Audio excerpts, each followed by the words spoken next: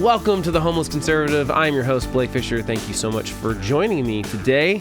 We had the Iowa Caucus this week, and Trump absolutely trounced Nikki Haley and Ron DeSantis. So we're going to talk about the results of Iowa, why it went the way it did, what should Ron and Haley do going forward, and just general complaints about the direction of the GOP and how they're all in for Trump, as he's clearly the majority. People want the chaos. They don't want something else, even though there are other options. And we're also going to talk about, why do we do Iowa the way we do? Why do we do primaries this way? Why is it always Iowa first? Is that a good representation of the country?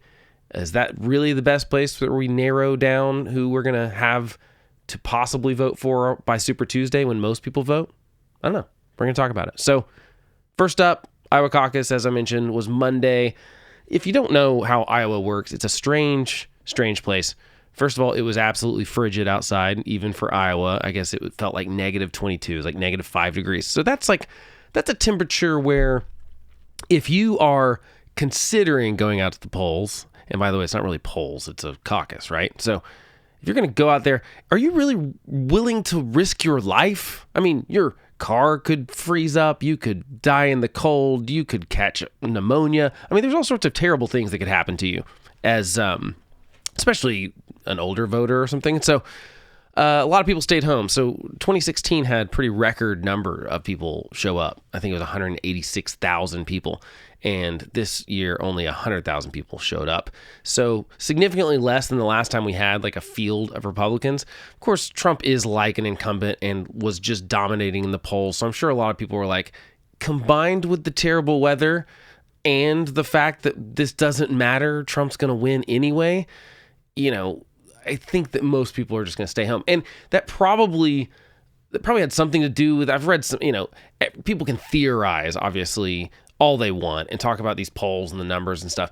The polls pretty much lined up with what the final tally was, which I guess we haven't actually mentioned yet, so we probably should. So the final vote on Monday night was 51% for Trump and 21% for Ron DeSantis in second place and 19% for Haley. So that was pretty much where we were at. Let's go back to... I'm going to look at these polls real quick. That way I can actually pull them up and give you the real numbers here. So in Iowa, the predictor of the polls, so the poll average before voting, so this is through the 14th, essentially, as the voting got done on Monday, right? So let's see. It was Trump was 52.5%, Haley at 18.8%, and Ron at 15.7%. Those were the polling averages. The final tally was, like I said, 51% Trump and 21% DeSantis and 19% Haley. So obviously Ron and Haley both gained, probably from Ramaswamy and Christie dropping out, specifically because some of those polls I think might have been, some of these might have been before Christie was out, I think. And so anyway, so that's basically Haley and DeSantis kind of overperformed the polls and Trump barely underperformed by a point. So there's people that are saying, well, in this situation, it would be Trump voters that stay home because they know, so his victory could have been even wider. I actually don't think so. I think they're very, very motivated, the people that support Trump. I think it's more likely that if Haley's going to get walloped and DeSantis is going to get walloped, you just stay home because you're like, I'm not going to risk my life, or even maybe I just don't even want to be uncomfortable in negative 22 degree wind chill. It makes sense to me. So I don't think we can read too much into it. Not that anyone cares. The point is Trump got a majority. This is different than 2016 when he was getting a plurality of the votes. He was winning states with 30% sometimes, and because most of the Republican primaries are set up where winner takes all. So in 2016, we had a situation where we had a lot of people in the field, and you might have 5 people splitting, 5, 6, 7 people splitting that 100% pie, right? And so Trump was only getting like 30%. Yes, he was getting a plurality, but not a majority. Well, that's different this time. He got 51% of the vote, even if the whole field had consolidated to just Haley or just DeSantis, they could not have overtaken him probably. So that's not great, especially when Ron DeSantis spent all his time and effort and money in Iowa. He went all in on Iowa. He went to all 99 counties as the full Grassley, as they say, I guess, because Chuck Grassley, their senator, who I guess visits all 99 counties on election years. I don't know how, because isn't he 90 years old now? My gosh, we've got an age problem in Washington. Well, yeah, and then the other news of the night, Ramaswamy, despite right before the caucuses start, he says, I'm going to guarantee to stay in this race through November of this year when we win this election, through January of next year when I'm inaugurated as your next president, through January of 2033 when we leave that White House after 2 full terms. That's right before the caucus starts, and by the time caucus is over, he drops out of the race. So this is a perfect picture of why I don't take Ramaswamy seriously, and I'm glad I don't have to talk about him anymore. I don't. He's out of the race, and as much as I wish we had a young, smart, well-spoken, just like he does so well on camera, but he's just like Barack Obama was. He's a real smooth talker, and he seems convincing, but once you start diving into like his policy ideas and stuff, they're absolutely terrible and they're way too simplistic. He's taking the Trump version of it and making it sound smart, because Trump's always done this thing where he says, it'll be easy. I'd negotiate a ceasefire with Israel and Gaza and Hamas like that. It'd be so easy. It'd be done in 24 hours with no details, though, right? Trump never gives details. He just says, it'll be easy. We'll build a wall. We'll make Mexico pay for it. No details, though, right?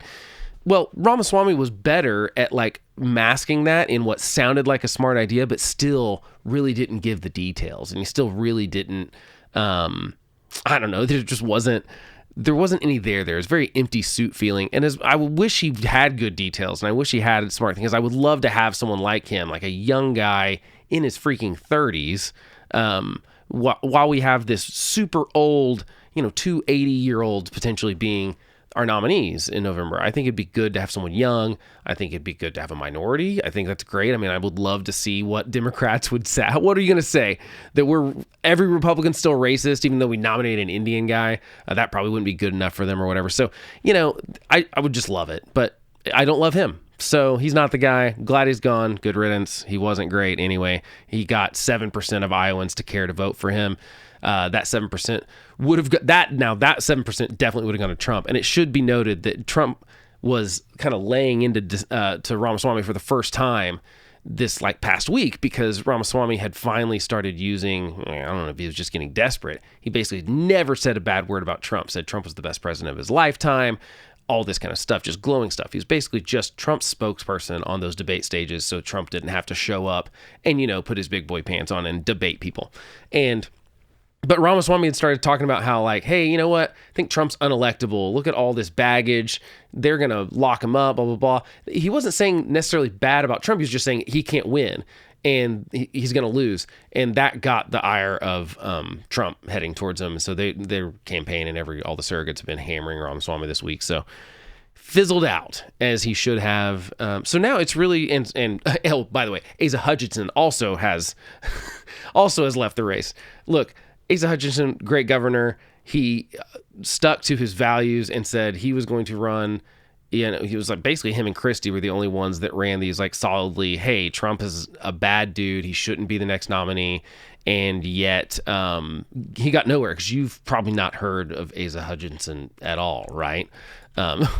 Because, I don't know. Anyway, so it is literally just 3 people now. We are down to Nikki Haley, Ron DeSantis, and Donald Trump. And it is nowhere close of a contest right now, really. Going back to those polls I was talking about. So if you look just at the national polls, Trump has almost 62% of Republican support, and Haley has about 12, and DeSantis has about 11. So overall, this is just some sort of pissing contest for second place, apparently, between DeSantis and Haley for 2028. Seems to be all they're doing at this point. Although Haley has more of a path than DeSantis does, even if it's nearly impossible, but it's like mission impossible level, where it's like, yes, this is impossible, but if you're Tom Cruise, you can get it done. I don't think Haley is Tom Cruise, though, mostly because this is not a movie, and I don't think she's got what it takes to do what she'd have to do to actually win against Donald Trump in some of these things. And I don't know that there is anything she can do beyond that. So looking to New Hampshire, which is next week, that's the primary that's next week. So we just did Iowa. And Iowa, we'll talk about in a little bit. It's the first in the nation. It tends to winnow the field. We're like, but why is it Iowa? But, Iowa's not the end of this thing. Iowa has 40 total delegates of the 2,400 that are at the national convention. And so you need about 1,215 to win, and Trump got 20. So, he's not won yet. He's not been crowned. There's still a primary. I'm fine with them staying in. I'm not going to call for them to get out like some people are right now. I think that's a little silly. I think DeSantis, we'll talk about DeSantis in a second. But anyway, the polls, looking forward to New Hampshire, which is the next primary next week. It's got Trump at 44.5, Haley at 31.5. Christie was still at 11 on the average, although I think he's out of it now in most of the polls, but not every poll has been taken yet. So you would assume most of Christie's are going to go to Haley, but you also assume Ramaswamy getting out and his 6% is going to Trump probably.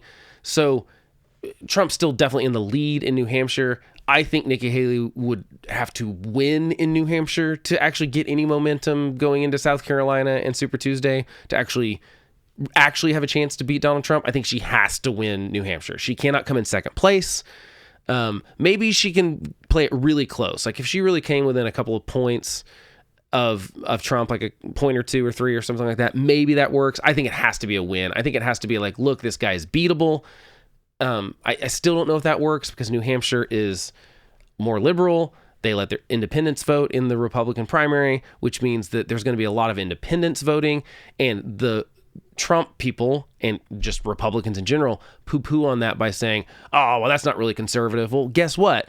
Independents get to vote in the general election that happens in November. They get a vote. So I think it's worth listening to who they would vote for, and they don't like Trump. So again, this is all just leading up to my main point, is that I still don't think Trump will win in November. So if you want to get rid of Biden, you should vote for someone that definitely can. Haley is definitely that person. She polls better than anyone else against Biden and would probably also win the House and the Senate. And this is a point she's been making lately, but I think she needs to make it better, because it's interesting that if you say Donald Trump is unelectable, people didn't care. They were like, the polls are lying. If now that the polls say that he could win, they're like, oh, look, the polls say Trump will win. And then I'm like, oh yeah, but the polls also say that Haley would definitely win. Right now they just say Trump is like basically leading Biden by a point nationally, and he's winning in those swing states. Haley wins by like 8 points against Biden. So if you care about the win, then, but again, this just goes into the point that like Trump believers and followers have no real arguments. And this is not me insulting their intelligence. It's just me saying, if you support Trump, it's because you've been told to, and you don't pay attention to things yourself, in my opinion. Because if you did, your arguments fall flat. Like if you really care about getting rid of Biden, because this is what I see all the time, is people going like, well, you must like Biden then if you're against Trump. I'm like, no, there's a primary going on right now. We can vote for Ron DeSantis, who's a good governor, a two-time governor in Florida, who won re-election by 19 points. I mean, he's actually getting stuff done too. Now, I don't love everything Ron DeSantis does. I don't like his sort of authoritarian stuff. I really don't like his attacks on free speech. His little war with Disney, I think, was foolish. I'm fine with him calling Disney out, but then using the state to try to punish a private actor. And, the truth is, there was a better way to handle that. I don't think that worked out as well for him as he thought it would. This kind of culture war stuff, I realize it gets donations. I realize it gets people all hyped up. And I care about some of this stuff. Like, I think everyone that was against the bill that happened in Florida, that everyone labeled Don't Say Gay, that had nothing to do with that, they knew that was like a slanderous name for that law. So I do think the media was wrong in how they framed that debate. Just like Biden and Democrats were wrong about Georgia's election law stuff and calling it Jim Crow 2.0 and stuff, when the Georgia laws were less strict than some New York laws, as far as voting. They were more lax in their rules than like New York ones, but no one says that New York is Jim Crow 2.0. This kind of like excessive rhetoric it drives me crazy, and it's the reason I don't like getting in the culture war stuff, but it works because it gets eyeballs, it gets clicks. That's why Fox News talks about it. That's why MSNBC talks about the same kind of culture war stuff. It gets money, it gets clicks, it gets eyeballs, it gets outrage, and I don't want to do that stuff personally. I realize a foolish thing to try to have a political channel and podcast and not do the easy thing that gets people listening and watching me, but it's just, that's what I'm tired of. And so I don't want to do that, but it happens. And so anyway, I got on that for no reason, but the point is, DeSantis and Haley have to figure out what they want out of this, because their strategy has not worked. Obviously, they just got trounced in Iowa. And despite spending all of that time there, Ron DeSantis does have second place to show for it, but second place 30 points behind Donald Trump. So that's a huge margin. That's not like second place and he was a few points behind and he can move on and get some momentum somewhere else, because there's really no path for DeSantis at all to win this. Now, there is a path to like second place potentially. He could, he's going to get third in New Hampshire.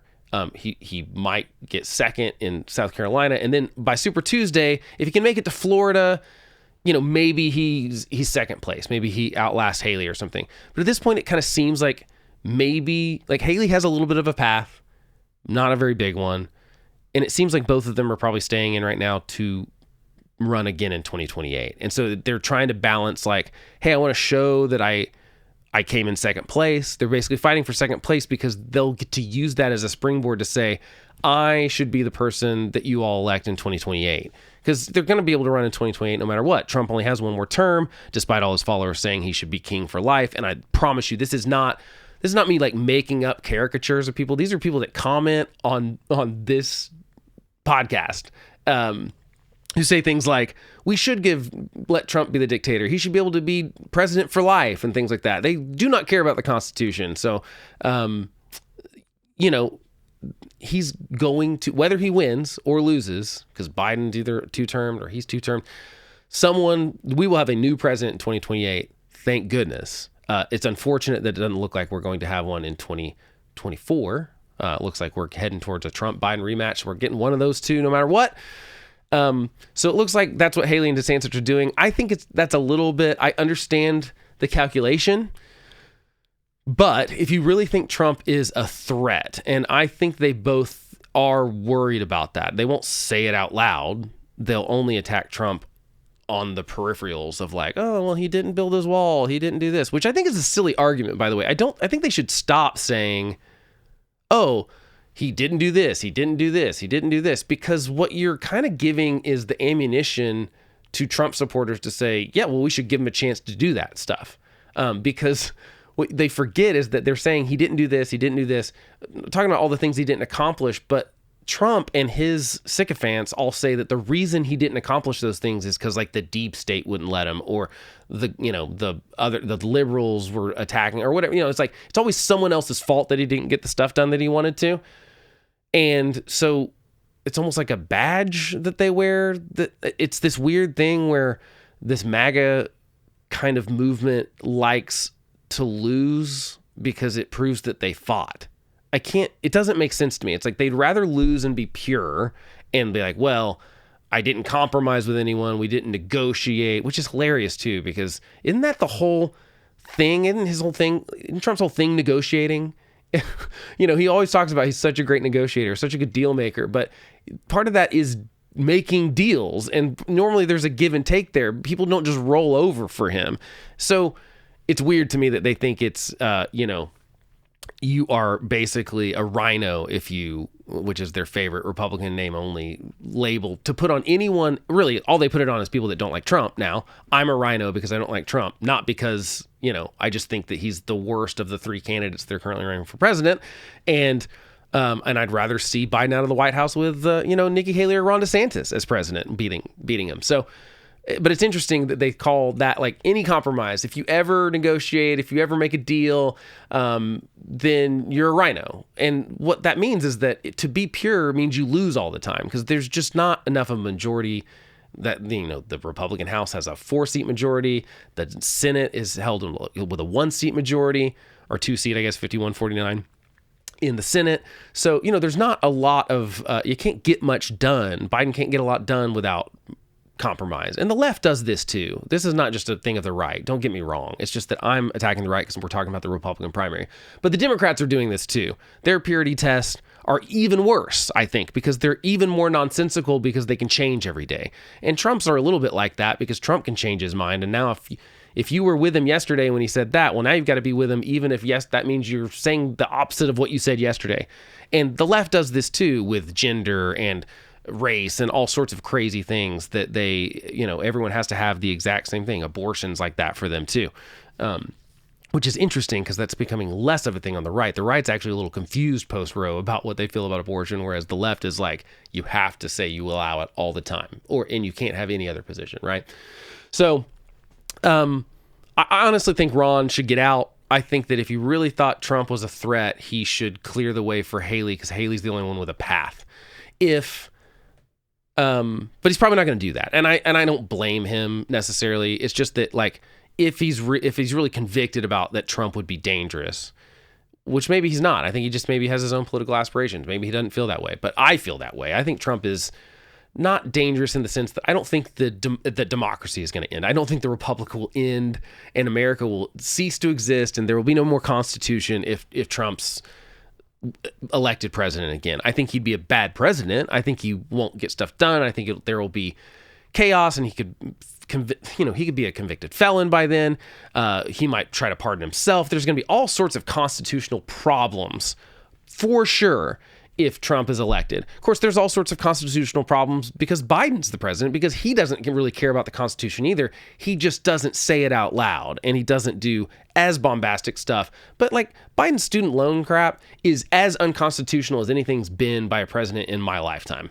Just like it is so incredibly clearly unconstitutional, and he and Nancy Pelosi even said so before he decided to do it. That is the same to me as Trump tweeting that he wants to suspend the Constitution because the election was allegedly stolen in 2020. No difference whatsoever. They're both saying they don't respect the Constitution. They're not upholding their oath. So I don't like either one of them. That's why I don't want them. On top of that, they're super duper old. So Haley, as far as her path goes, super duper narrow. I don't see it very likely that it's going to happen. She has to win New Hampshire, in my opinion. I think an endorsement from Christie without requiring her to come out and say, go all attack on Trump, because I understand why they can't like focus all their firepower at Trump, because it doesn't work. It just kind of bounces right off of them. So you got to find the right way to talk about Trump. And Haley's doing this a little better than Ron DeSantis is, but I don't think well enough yet. I haven't seen it move the numbers, and it's got to move the numbers. And the truth is, you don't have to convince people like me, Nikki Haley. You got to convince people like that are supporting Trump, but they're supporting Trump, but they would be willing to look at something else because they maybe don't like a lot of the baggage that comes with Trump. I think those are the people you have to talk to, and they're not, obviously. At least in Iowa they didn't, and maybe in New Hampshire they will, but he's pretty close to 50% there too. So we'll see what happens. They'll probably both ride this train for as long as they can politely, and then they'll get out and they'll endorse Trump, and I'll hate them both for it. But I understand why they do it. Because that's the only thing we're rewarding right now is blind loyalty to Donald Trump. That's it. You can't ever criticize him. That's what he demands, and that's what his followers demand. And if you do anything else, you're ostracized. I think this party's heading for a split. I cannot see how I can't see how we can coexist. It doesn't, like, Trump supporters and people that are like me, that, and probably you, if you're listening or watching this, I assume you don't like Trump if you're listening to me rant about it this much. So if you're like you or me, how can we coexist with a part of the party that thinks that the only qualification to be a good Republican is to always take Trump's side and to never talk bad about Republicans. I'm reading articles this morning. They're like, we got to get around Trump. Haley and DeSantis need to drop out, and we need to just rally around Trump because, and then they list all these dumb reasons like, oh, I mean, like, we can't have Haley and DeSantis out there making Democratic talking points against Trump.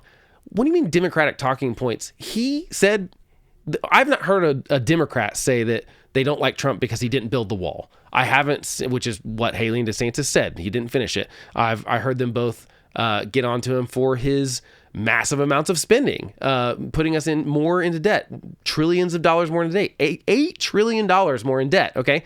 I have not heard that talking point from Democrats.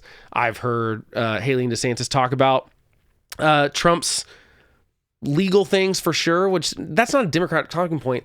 And that's just the facts. Like, these are charges. Some of them are ridiculous. I really wish the New York Alvin Bragg indictments never would have happened. They were the worst thing. They were the permission for Trump to call everything that came after it a witch hunt and a weaponization of the Department of Justice or something, because the New York one is plainly political. It's really, really bad. It's a really bad stretch. I've not seen one reasonable argument for supporting it. And it led the way to, just be able to that's just another indictment. When we talk about the way he handled classified documents, which I think should concern everyone. If you care about our national security, if you care about, look, this is even if you're an isolationist. I am okay. I will have reasonable disagreements with people that are, whether you're hawkish or you're very hey, I think we should focus on America first. That's kind of the new thing that people are talking about. I understand that sentiment. I've had that sentiment myself about certain situations. I think it's very nuanced. I don't think we can just say, let's be total isolationists, American first, or let's be the world police. I think that there's a balance. It's depends on the situation. I see Trump supporters all the time talk about how at least he never got us into wars, and I'm tired of these wars and stuff. And I think that's a generally popular American sentiment. I really do. I think that people were polled and they wanted out of Iraq and Afghanistan, but then the way we did it also really pissed off people. So it's a really tricky thing. It's we wanted out of Afghanistan, but we didn't want to get out the way we did, where we abandoned all the people that had supported us. And it was really bad. It was really messy. And it seemed like for nothing else other than Biden really wanted to get out of there before the September 11th anniversary. That seems to be all he cared about. And that was the reason for the deadline. And when people talk about Biden's handling of Afghanistan, which was absolutely atrocious, and it will be an albatross around his neck in the history books, without a doubt, okay? But it was Trump's plan, and Trump's plan was to do it 3 months earlier than Biden did. So it wasn't a good plan. It was rushed because Trump wanted out of there too. Basically, Trump and Biden are more similar than you think they are. They both wanted out of Afghanistan at all costs, and Trump would have had the same disaster situation just a few months earlier than Biden did, because Biden didn't listen to the generals and the people on the ground, and neither did Trump, okay? Now, I realize that's non-falsifiable. We can't go back in time, but it was Trump's plan. Trump's plan was to get out of Afghanistan by May, and that was his timetable. Biden's administration had to push it back a couple months, but basically still said, that's it. That's the deadline. We're doing it no matter what, and didn't really listen to the people around him that said it's going to be a disaster. And it was. And so they're similar in that way. And, I think that's the kind of thing that Haley and DeSantis should go after Trump for, to be like, hey, remember how disastrous Biden that was, the withdrawal from Afghanistan? That was Trump's plan, and it was supposed to happen earlier. That's a fair point. That's not a Democrat talking point. That's a fair point to say, he put our people in danger and the people that support us in danger. So, but look, if you're an isolationist, if you're America first, that's a reasonable position to have. But Biden didn't get us into these wars. I mean, Russia invaded Ukraine. Israel had, Hamas had a terrorist attack, a pogrom, basically in Israel, and they've been forced to retaliate. Whether they're going to do nothing, we don't have boots on the ground in these places. We are supporting these people with weapons. Okay, yes, it's money.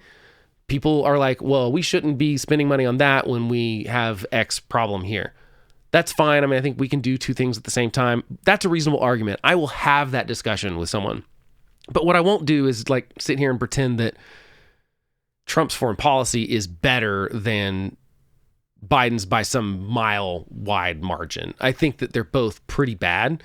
I think Biden on the margin is worse than Trump, just because I don't know what his deal with Iran is. I don't know why he's so cozy with Iran and really wants to be, or Iran, sorry. I'm saying Iran like an Oklahoman.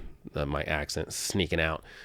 Look, I think that, yeah, so Biden's worse. I'll give you that. But I think Haley would be better, or Ron DeSantis would be better. I think both of them would have better foreign policy than either Trump or Biden. And so again, I go, why not pick one of them? I would trust both of them. Obviously, Haley has an edge, I think, for me, just because she was, I realize ambassador to the UN's not like some important job because I hate the UN. It's not like that's Secretary of State, but it's an important job, and she did a good job. And even the Democratic senators that thought she wouldn't do a good job had to go, she did good, and give her props on it. And I would certainly pull that out if I was Haley. I would be proud of that.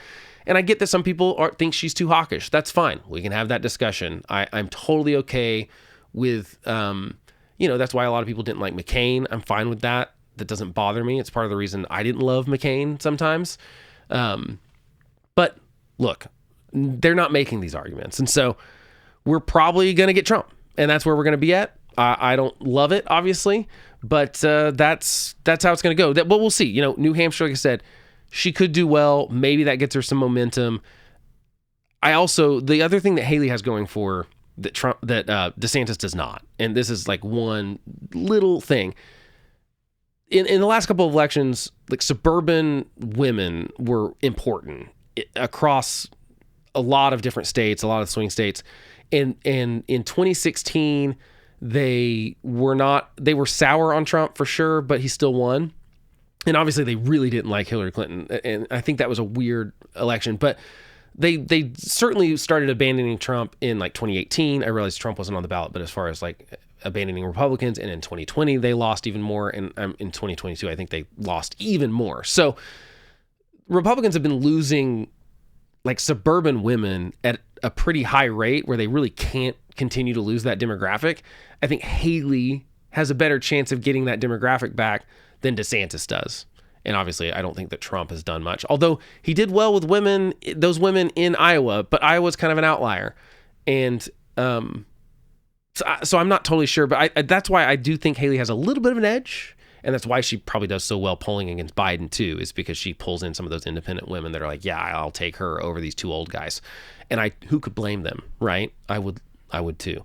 So none of these people are perfect, and demanding perfect at the, so that we can abandon we demand perfect. And then, so like everyone's a rhino, but everyone thinks Donald Trump is perfect. So I don't know. The whole thing bothers me because we're not having a real discussion. If we were having a real discussion about issues, and these last couple debates were very substantive. They had great talking points. They had great policy debates, but it's just proof that Republicans do not care about policy anymore, or at least the general portion that votes for people in the primaries does not care about policy anymore. If they cared about policy, they'd ask Trump what he wants to do in his next term, but he's not even talking about, and neither is Biden. Neither one of the candidates, Biden or Trump, are talking about what they're going to do in 2025 and beyond. All they're talking about is how dangerous the other person is. So if you'll notice, they're saying Trump's going to talk about like, okay, Democrats want to do this, and they want to do this, and they want to do this, and I'm not going to let them do that. You got to elect me so we can stop them. And Democrats are doing the same thing. Essentially, Biden's entire campaign from now to November is going to be Trump is dangerous and bad, and he'll be the end of the republic. That's going to be their message. Their message is not, because they can't run on the economy, even though it's doing better than people thought it would right now. People don't feel that way. So economists feel that way, but people don't feel that way because their groceries are expensive. They remember how much groceries and gas cost a few years ago. And housing, talk about housing and mortgage rates and stuff. So people know inflation's real. Biden can't keep running on that because he's been trying to take credit for an economy that most people don't like. And people's perception in this case is the only thing that matters. Their perception is that the economy's bad, so they're blaming the president for it. I've talked about before that I don't think it's fair to give the president credit or blame for all the economy stuff. I think the inflation stuff is actually very, very fair for Biden, though, because he actually implemented the spending that caused the inflation, and so did Trump. So I think that's one situation where, yeah, the inflation, definitely they were partially to blame. But, everything is not necessarily their fault, and everything is not to their credit either. Bill Clinton does not get credit for the economy in the 90s just because he happened to be president during a gigantic tech rise in the .com kind of bubble. That's just fortunate timing. And Congress also is there too. And Congress has much more to do with tax policy and spending policy and those kind of things that also help. So Congress never gets any of the blame, I've noticed, or credit, really. And they're the ones that have to pass these laws. But the point is, Biden and Trump are just going to run against each other through November. That's it. That's what we've come to think. It's just about hating the other side and being scared of the other side. It's not about substance. It's not about issues. It's not about nuance. It's not about plans. It's like, tell me what your plan is for Social Security being insolvent by 2032 or Medicaid running out of money by 2028. Tell me what your plan is. They don't have one. Okay. Tell me how, Trump, you plan to make Mexico pay for the border wall you plan to finish, and why didn't you finish it in your first term? Like, tell me your plan. Immigration is something people care a lot more about today than they did 4 years ago. Democrats even, especially as the flow of migrants has moved to their sanctuary cities, and they're like, oh, wait, we can't deal with this. So they care about immigration now. No one has a plan. I've not seen a plan other than Trump claims he's going to deport everyone. That's not possible. I don't think it's possible to deport. It's like 18 million people. Show me the plan on how you plan to do it. It's fine if that's what you want to do. I just want to see how you plan to do it. But that's not going to happen. So that's how we got here. I think that I've probably gone long enough without getting into the Iowa stuff. But super quick, let's just talk about why we do Iowa the way we do and why I think we should potentially think about changing it. I don't love primaries. I'm definitely on board with all the anti-primary people that, I did not know until that long ago that we didn't just always have primaries. I just thought that was how this worked, but it's only been since 1972. And look back at those Iowa numbers that I was saying at the top of the show. So 100,000 people showed up of the 2 million potential, basically registered voters in Iowa. So there's 2 million registered voters of the 3 million people that are in Iowa. So it's about 66%, 2/3 are actually registered. Of that portion of 2 million people, only 100,000 people showed up. So 5% of the people who can vote showed up to the Iowa caucuses. So 100,000 people are essentially in charge of narrowing our presidential primary field, because that's at least what Iowa does for sure, because there's a lot of people that drop out, and all of that's taking place in Iowa for the most part. So these people are on the ground in Iowa. I do like the part of Iowa where it's like a lot of handshaking and you meet people in restaurants, and it's not just like campaign speeches. It's like people are actually meeting with these and talking and asking questions with the candidates. I do like that. But now we're in a situation where Iowa's got all these weird things baked into it. It's because it's first. It's like, that's why we have corn subsidies. It's like that no one's ever going to promise to take those away, even if they're a bad idea, when you've got to get past Iowa to move on. In Ron DeSantis's speech that he, in his, I don't know if we call it concession speech, but post caucus speech, he's like, y'all, they said we couldn't do it, and we punched our ticket out of Iowa. I mean, what do you mean punch your ticket out? I don't know what you're talking about. You got second place by 30 points. But, it's just interesting that we have to spend all this time in this pretty small state that certainly does not demographically represent the rest of the country. Not that any state does, but, somewhere like Texas might better represent it than, or Florida, or, there's other states that would potentially be better. And maybe there are smaller ones, obviously jumping from 3 million people to whatever the population of Texas is. Is it 20 million? Something like that.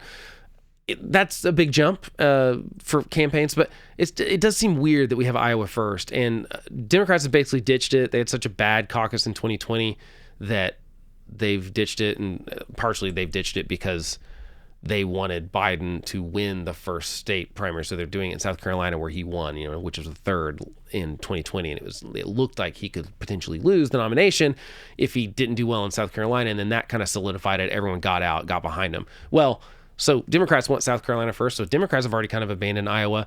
It feels like something that should at least be rotating between a few states. I don't think we should have them all on the same day. I do think that's a bad idea because primaries are already bad. But then part of me wants to go, if they were all on the same day, do polls matter as much? Because you can't go based on your momentum from a previous state, we go to the next one. I mean, because that happens, it's like after Iowa, you go, well, it looks like Trump's the far and away winner. And so New Hampshire goes, well, we don't like what Iowa did. We're going to do the opposite of that. There's definitely this weird it is kind of this breathing thing that each state that happens. And that's why we really only have 3 contests before Super Tuesday where a bunch of people are on the same day, is because that continues to happen. Whereas if your primary is in May, it doesn't even matter. It's generally in the bag by May. Or at least in my lifetime, I don't think it's ever come down to voting in May mattering. But, I just think this is such a bad system. We've got such a small percentage of the population in the country picking one of the 2 people, the only 2 people that we're going to have to choose from in November. It's a terrible, terrible system. When people talk about it not being democratic, that's why when we talk about like a nominating convention or even a caucus, the way the Democrats did it in Iowa, they say, oh, well, that's undemocratic. Okay, there's a lot of things that are undemocratic purposely in the Constitution. It's not, people say all the time, it's not a democracy, it's a republic, which I get it. Semantically, you're correct, but you're kind of an a-hole for saying it. Okay, but the point is, yeah, that's undemocratic. We shouldn't have democracy everywhere. I don't need a vote from my family on if I decide we want to go eat Mexican food and I'm paying for it. My kids we don't take a vote from the kids. Democracy is good in some place. Or I don't need a vote from the military group. If a general says this is what we're going to do, we don't need democracy inside of the group of soldiers to be or we're voting for this. Are we doing this? Are we not? There are things that we do in our country that are not democratic, and that's okay. And I would be okay with going back to smoke-filled rooms. I would be fine with going back to letting the parties decide who they're going to run, because the parties would not choose Donald Trump, and the parties would not choose Joe Biden right now. They would have chosen Joe Biden in 2020, but not now. I mean, I think that reasonable people would go we want to win and we want to have power, and therefore we're going to put up the candidate that we think will win, not the candidate that we think is the most pure, not the candidate that we think is just, I don't know. Trump, having been a Democrat a few years before he ran for the Republican nomination in 2016, if that wasn't the primary system we currently have, he never would have sniffed it. Neither would Bernie Sanders have ever sniffed getting the nomination. And if you gave the parties more power to choose their nominee, they would get rewarded or punished for those decisions. So if they continue to put up bad candidates that lose, people are either going to ditch your party and you're going to lose elections all the time, which will hopefully influence you to change who you're picking. But right now, we don't have anyone to blame. We blame the politicians, oddly enough. We elect, we just keep doing this ping pong back and forth. So we elect Donald Trump, give him 4 years. We don't like what he did, so we elect Joe Biden. And now it looks like, we gave Joe Biden a chance. We don't really like what he's doing. We might go back and elect Trump. But there's not a lot of, we don't ever blame ourselves for continuing to nominate Donald Trump and Joe Biden. It's just a really bad system. So we'll talk more about that at a different time. But for now, I think that's all I'm going to talk about today. Thanks for joining me. Next week, we'll talk about the New Hampshire primary. We'll see what happens there. We'll see if Haley can pull it out. If not, honestly, I don't know what all this was for. It seems like this primary season has been longer than all the other ones, and there's been more to talk about, and yet none of it really mattered. And that might be the case. We might be on a steam train to a Biden-Trump rematch, and Lord help us all. That's going to be a terrible terrible set of choices out of 330 million people. Those are the two people we can find. Apparently, we cannot do any better than that, short of some sort of crazy thing happening between now and then, which I'm sure will happen. So thanks again for joining me. If you like the podcast, give it a rating, subscribe. The other thing you do is just share this with someone that you think might like it. Send them an episode, send them a short. If you think they might enjoy the content, that helps me a lot. Appreciate you being here. Talk to you later.